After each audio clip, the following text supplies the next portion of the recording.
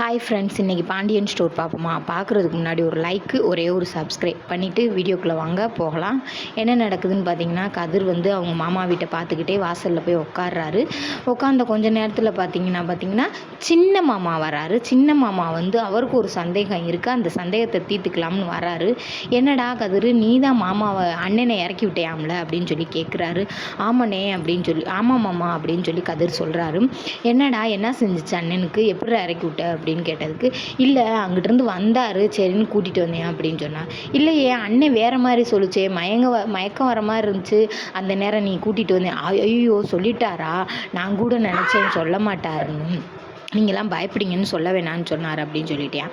அப்புறம் பார்த்தீங்கன்னா கதிரோட ஒய்ஃப் வராங்க. வந்தோடனே எனக்கு இவன் மேலே கொஞ்சம் சந்தேகமாகவே இருக்குது சித்தப்பா அப்படின்னு சொல்லி, உனக்கும் மாமா எனக்கும் சந்தேகமாக தாம்மா இருக்குது அப்படின்னு சொல்கிறாங்க.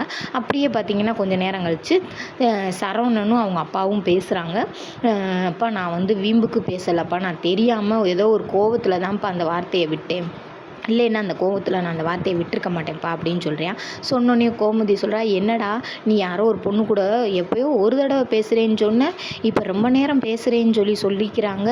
இன்னொரு தடவை அந்த பொண்ணை பார்த்து பேசினேன் வச்சேன்னு தெரிஞ்சுன்னா அரைஞ்சிருவேன் பார்த்துக்க அப்படின்னு சொல்லி கோமதி திட்டுறாங்க. திட்டினோடனே அவங்க அப்படியே சின்னதாக மூஞ்சியை வச்சுக்கிறாரு சரவணன். சரவணன் ஃப்ரெண்டு அஞ்சலி ஃபோன் பண்ணுறாங்க. ஃபோன் பண்ணி பேசுகிறாங்க. பேசிகிட்டு இருக்கையிலே பார்த்தீங்கன்னா நம்ம ப்ரொமோவில் காமிச்சது வேறு, இவங்க அதுக்கு முன்னையும் பிளானை போட்டுத்தான் பேசிக்கிட்டு இருக்காங்க. என்னன்னு பார்த்தீங்கன்னா, இந்த பொண்ணு என்ன சொல்லுதுன்னா, ஆல்ரெடி நானே டைவர்ஸ் ஆகி வந்திருக்கேன், நீயாச்சும் கட்டிக்குவேன்னு பார்க்குறேன், நீயும் விட்டு என்னைய ஏமாத்திடுவியோ, தான் லவ் பண்ணுற பின்னாடி சுற்றிட்டு ஏமாற்றிட்டேன், இப்போயும் நானே ஆல்ரெடி உடஞ்சி போய் தான் உக்காந்துருக்கேன், நீ பார்க்கட்டுக்க ஏதாவது ஒரு வாக்குறுதியை கொடுத்துட்டு என்னை விட்டுட்டு போயிடாத சரவணா அப்படின்னு சொல்லுது. இல்லை அஞ்சலி, இனிமேல் நான் கல்யாணம்னு முடித்தா உன்னைய தான் முடிப்பேன், நீ நானும் தான் என்னைக்கா இருந்தாலும் சேருவோம், எனக்கு மயில் வேணாம், மயில் பிள்ளை மட்டும்தான் வேணும் அப்படின்னு சரவணன் சொல்லி பேசிக்கிட்டு இருக்காரு. பேசிக்கிட்டு இருக்கையிலே பார்த்தீங்கன்னா பின்னாடி ராஜி நிற்கிறாங்க. ராஜி கேட்டுக்கிட்டே தான் இருக்காங்க.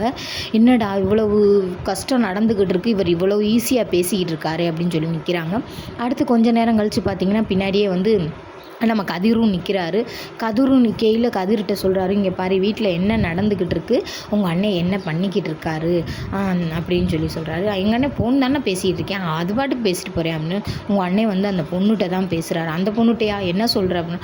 ஆமாம் அப்படின்னு. சரி நீ போ அப்படின்னு சொல்லி அனுப்பிச்சி விட்டுட்டு அவங்க அண்ணன்ட்ட பேசுகிறாரு. பேசினா அவங்க கதிர்க்கு ஆல்ரெடி தெரியும் போல், காலேஜில் உனக்கு தெரியும்லடா அஞ்சலிகிட்ட தான்டா பேசிகிட்டு இருக்கேன், அப்படியே அந்த அஞ்சலியா, நீங்கள் லவ் பண்ணிங்களா அந்த அஞ்சலியானே அப்படின்னு சொல்கிறாங்க. ஆமான்னு சொல்கிறாங்க. அதோட முடிஞ்சிருச்சு. சேனல் பிடிச்சிருந்தா ஒரே ஒரு சப்ஸ்கிரைப் பண்ணி